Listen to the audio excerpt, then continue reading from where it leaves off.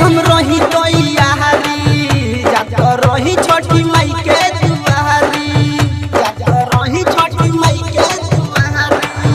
सज धज के हम रही तैयारी जात रही छठी माई के दुआरी जब बाजत रहे बाजा सखी आवत रहे माजा जब बाजत रहे बाजा सखी आवत रहे माजा उ तो चल गइल फाका से हो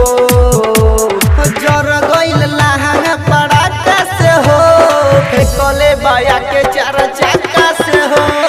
जर गइल लहंगा पड़ाका से हो फेंकले बाया के चार चक्का से हो पड़ाका से हो म्यूजिक बाय डीजे राकेश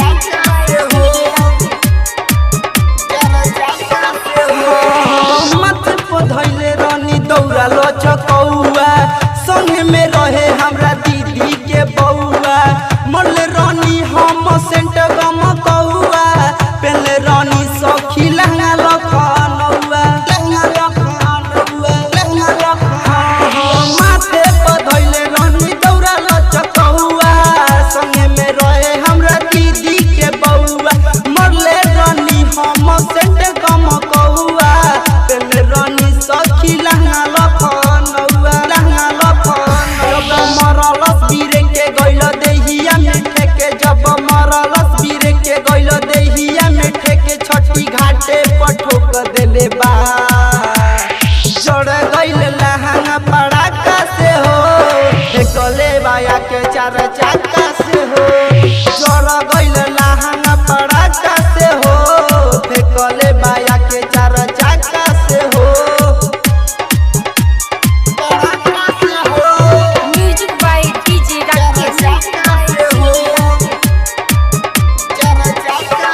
देखी के लागल बाबरी हो भीर हो राजेश गिरी राहुल गइले भागो मुकेश धर कन भइल बापा गहल रंजित रजनीश बड़ा काफे की भाग देखी के भइल बाटे बड़ी भीर हो राजेश राहुल गइले हो भागो मुकेश धर कन भइल बापा गहल नौसाद रोशन बड़ा काफे की भाग